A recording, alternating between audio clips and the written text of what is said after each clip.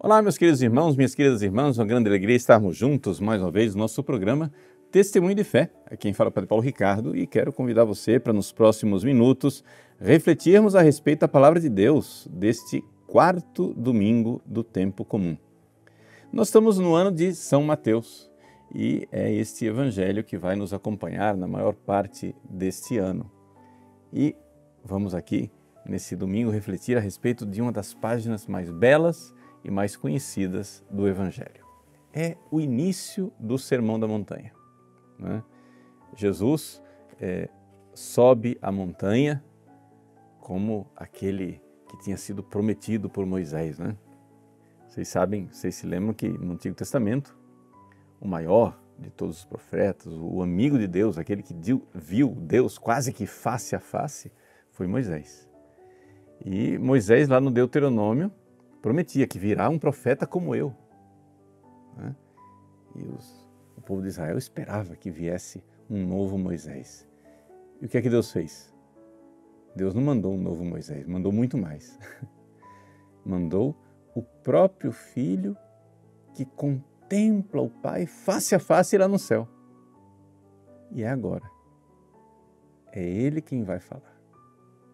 Como Moisés que subiu a montanha e desceu com a lei com o rosto resplandecente, Jesus agora sobe a montanha mais uma vez, para nos dar uma nova lei. Mas agora, Ele não está somente com o rosto resplandecente. Ele é o próprio Deus que se fez homem. Então vamos, com esse espírito, nos aproximar, né? Vamos fazer parte daquela multidão que sobe a montanha junto com Jesus. É assim que começa o Evangelho. Naquele tempo, vendo Jesus as multidões. Subiu ao monte e sentou-se. Esse versículo parece um versículo assim, ingênuo, né? Inofensivo, anódino, um negócio assim. Mas, se você vai ler esse Evangelho e ler de verdade, você precisa entender que quando Jesus viu as multidões, Ele estava vendo você. Se você não enxergar isso, você não vai conseguir ler o Evangelho do jeito que deve ser. Quando Jesus subiu aquela montanha e viu aquele povo que vinha atrás dele subindo a montanha também, Ele viu você. Ao contrário de Moisés, Jesus não sobe a montanha sozinho. É interessante isso. Lembre isso lá no Antigo Testamento. Moisés subiu a montanha e disse, olha, quem se aproximar da montanha vai morrer. Quem subir a montanha vai morrer. Pois bem, Jesus não. Jesus sobe a montanha e sobe com uma multidão. E você está lá. Está lá no coração de Jesus. Jesus está vendo você. Jesus viu a multidão. Subiu ao monte e sentou-se. Essa realidade de estar sentado é a posição do mestre, é a posição do doutor que vai ensinar. Quem que fala sentado? Né? Que a gente perdeu um pouco esse protocolo, né, que tinha antigamente, mas eu que tenho DNA, data de nascimento antiga, na sala de aula, quando eu era criança, o professor, ele dava aula sentado. Mas se você ia se dirigir ao professor, você tinha que levantar a mão. Ele dava permissão de você falar. E então, quando ele dava permissão de você falar, você ficava de pé. Porque você não fala sentado com o professor. Você não é professor, você não está ensinando. Quem que você pensa que você é? O aluno fala de pé. O professor fala sentado. Pois bem, então Jesus se sentou. Kathisantos. Kathisantos, eu estou usando essa palavra grega simplesmente para lembrar da palavra cátedra.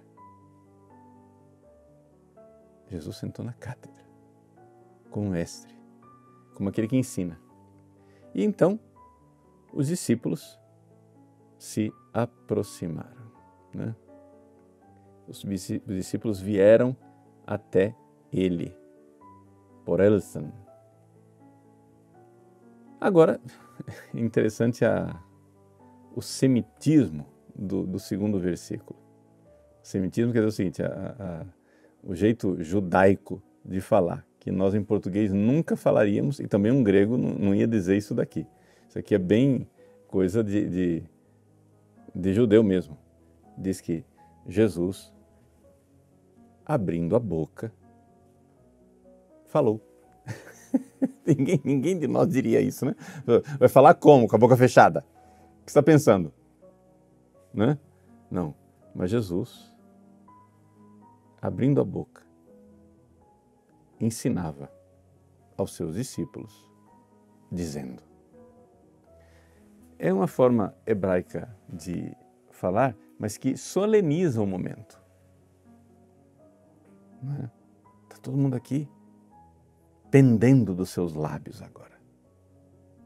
Está todo mundo prestando atenção no que ele vai falar. E como é que Jesus começa? Jesus começa pelo fim. Ou seja, Jesus começa falando da felicidade. O fim último do homem. Jesus começa falando desta felicidade que nós precisamos alcançar e iremos alcançar no reino dos céus. A primeira bem-aventurança, né, que Jesus fala, ela, digamos assim, é a menor de todas, mas poderíamos dizer que de alguma forma ela resume todas. Jesus diz: bem-aventurados os pobres em espírito, porque deles é o reino dos céus. Jesus começa falando de felicidades. Nossa tradução diz bem-aventurados. É por isso que ele fala de bem-aventuranças. Em latim, beati, né? Beati pauperes spiritus, quoniam ipsorum es regnum celorum. O original grego, Makarioi hoiptuhoi tu pneumati, hoti autonestin hebasileia ton uranon. Makarioi, né? Makarioi, felizes. Em literatura, a gente chama isso de um macarismo. Ou seja, são essas frases que começam com a palavra bem-aventurado, feliz. Jesus proclama esses macarismos, essas bem-aventuranças, essas felicidades.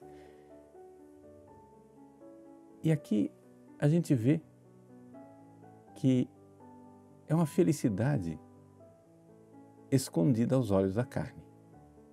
Por quê? Porque quem são as pessoas que estão seguindo Jesus e que estão subindo aquela montanha? Vejam, Jesus não era seguido pelos príncipes.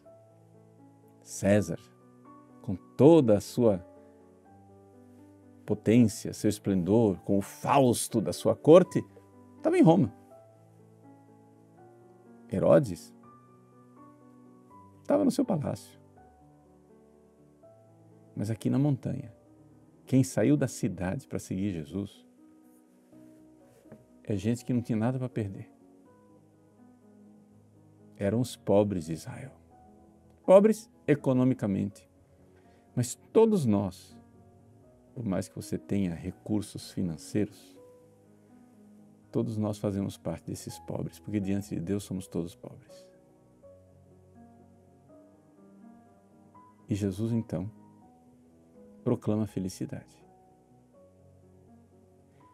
Só de dizer isso, gente, eu quero que você enxergue que Jesus está vendo o que ninguém vê.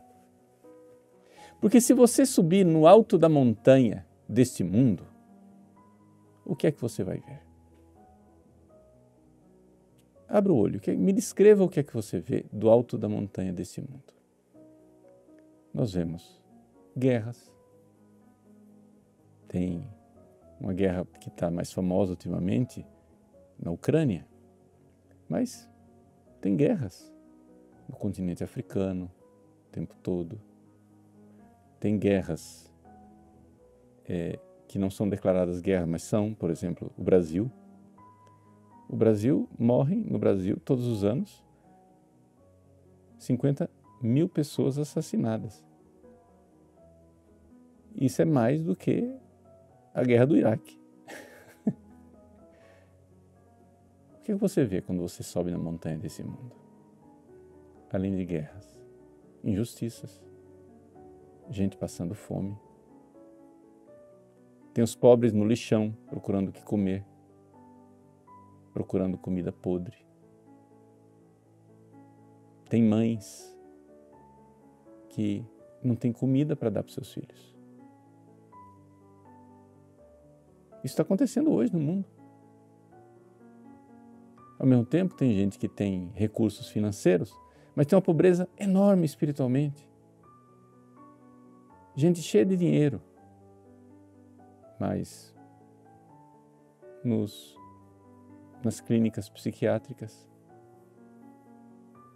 se perdendo em drogas lícitas e ilícitas, procurando apaziguar o próprio cérebro agitado. O que é que nós vemos hoje? Suba na montanha do mundo e você vê divórcio, família se destruindo, pessoas se vingando umas das outras. E assim, nós poderíamos aqui passar todo esse testemunho de fé, falando das misérias, das desgraças. É aí, do topo da colina onde você está, desse pedaço de mundo onde você enxerga, o que é que você vê? Você certamente, o que mais salta aos olhos, o que mais grita na realidade da humanidade não são felicidades. Jesus sobe a montanha e começa a falar de felicidades. E o que algum cético ou crítico moderno diria é dizer: Jesus, você é um alienado. Onde você vê felicidade nessa desgraça aqui? Esse mundo é uma piada de mau gosto. Quanta gente querendo tirar a vida para parar com o seu sofrimento. No confessionário a gente vê isso. Jovens, rapazes e moças, que a gente até pensa assim, mas que problema tem essa pessoa? Não tem problema nenhum, mas a pessoa está pensando em se matar, está se cortando, chorando, não consegue dormir de noite, angustiado. Então quer dizer o seguinte, gente, a primeira coisa que nos cura ao nos aproximarmos desse discurso de Jesus é o olhar dele. Jesus sobe a montanha, olha para o mundo, esse mundo cheio de pecado e de miséria, esse mundo de pobres, de todas as pobrezas que você quiser elencar aqui. Faça a lista da pobreza que você quiser. A pobreza da guerra, a pobreza da violência, a pobreza de não ter família, a pobreza de não ter afeto, a pobreza de não ter destino, a pobreza de não ter sentido na vida, a pobreza de um vazio interior, a pobreza do pecado, a pobreza do egoísmo, a pobreza que você quiser. Pobres. Eis aí o que grita. Mas Jesus olha para esta miséria e a primeira palavra que ele é capaz de dizer é felizes. Tem alguma coisa que ele está vendo que nós não estamos vendo. Essa é a conclusão mais óbvia. Tem alguma coisa que Jesus vê que ninguém está vendo. O que é que Jesus está vendo aí de felicidade nessa miséria? Por quê? Porque se nós fôssemos Deus que veio ao mundo, aí seria diferente. Nós não iríamos subir na montanha do mundo, olhar para a miséria ao seu redor e dizer felizes. Não, nós iríamos descer nas baixezas do mundo e com a vara de condão nós iríamos fazer a felicidade. Nós iríamos dizer: você não tem dinheiro? Toma aqui dinheiro. Você não tem saúde? Fica curado. Se nós fôssemos Deus, né? Essa é a cabeça mágica da maior parte das pessoas. Quando eu era criança, eu tinha esses pensamentos soberbos, porque, claro, né? É muita soberba você aconselhar Deus, né? Mas se eu fosse Deus, eu faria de outro jeito. Se eu fosse Deus. Não tinha nada desse negócio de abraça a cruz e me segue. Se eu fosse Deus, eu pegava a cruz e jogava ela no inferno. Pois bem, mas Jesus enxerga uma felicidade que nós seres humanos não enxergamos. E aqui que está a nossa primeira pobreza. A primeira pobreza que Jesus quer curar em nós é a pobreza da falta de um olhar espiritual. Jesus é feliz no céu. Ele é um da Santíssima Trindade. Ele é o Filho. E o Filho participa da felicidade do Pai, participa da felicidade do Espírito Santo, desta bem-aventurança eterna, desta felicidade. E no meio deste mundo de dores, a felicidade veio nos visitar. A felicidade veio aqui. Gente, a felicidade não é um ideal abstrato. A felicidade não é uma ideia lá no mundo platônico das ideias, no hiperurânio. A felicidade veio aqui. A felicidade nasceu. Nós acabamos de festejar o Natal. Há um mês atrás, nós estávamos festejando o Natal. A felicidade veio. A felicidade veio aqui. Sim, Ele veio e veio trazer a felicidade, mas a felicidade só será alcançada por aqueles que forem pobres em espírito.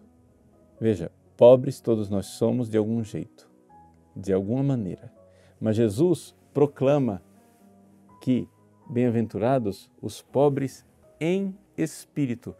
Como que a gente explica isso daqui em português para você entender? O que quer dizer esse hoi ptuchoi to pneumati? Os pobres no espírito. Pobres para o espírito. Quer dizer o seguinte: você reconhece que a fonte de riqueza não está em você.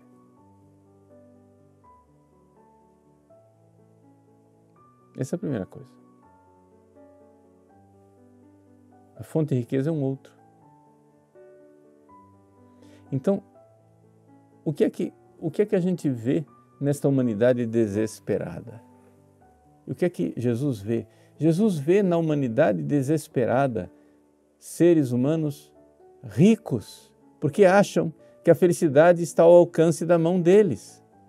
Vamos fazer nós a felicidade. E então, os banqueiros dizem: venham, emprestem dinheiro, e se vocês tendo dinheiro, vocês terão felicidade. E aí, o que é que fazem os empresários, os capitalistas? Pegam dinheiro e vamos lá, vamos multiplicar a riqueza, vamos ser ricos. E o que é que fazem os trabalhadores, os proletários, né? Dizem: não, nós não queremos que vocês sejam ricos, empresários. Divide aí conosco o pedaço do bolo, nós queremos também ter. Dividir as coisas, vamos ser iguais. E assim a humanidade briga. Essas brigas entre banqueiros, capitalistas, proletários, ela acontece em casa também. Quantas famílias se destroem quando abrem o inventário do pai e da mãe que morreu? Uma tragédia. O mundo diz para você: olha, você pode ser feliz. Lute, brigue, mordamo-nos uns aos outros, devoremo-nos uns aos outros e seremos felizes. Jesus está vendo outra coisa. Jesus está vendo o seguinte: você não dá conta de fazer a felicidade por você mesmo. A felicidade veio nos visitar. A felicidade veio aqui. E o primeiro passo que você tem que dar é reconhecer: eu sou pobre. E Ele é tudo para mim. Meus queridos, Jesus inicia a sua pregação no Sermão da Montanha. Jesus se senta e, abrindo a boca, fala e vai ensinando aos discípulos: felizes os pobres. Que contraste essas duas palavras. Sim. Felizes quer dizer a felicidade existe. E pobres quer dizer a felicidade não está em você. Reconheça no seu espírito. Reconheça na sua alma essa sua impotência e ao mesmo tempo receba a vida como um dom. Jesus quer que você pare com esta mentalidade de eu tenho direito. Eu tenho direito a tudo. O homem moderno se relaciona com a vida como um cliente no balcão de serviço de assistência ao cliente, onde você bate no balcão e diz, eu quero meus direitos. Mas se você receber como um pobre, gratuitamente, a vida, e você disser, poxa vida, Jesus, eu poderia não existir. Eu recebo como um pobre o fato de eu existir. Que graça! Diríamos mundanamente, que sorte!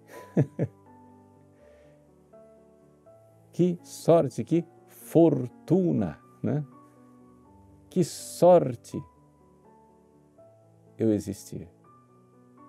E Jesus olha para a multidão, olha para você nos olhos e diz, não foi sorte. Eu sonhei com você desde toda a eternidade. Recebe a vida. Eu quero que você exista.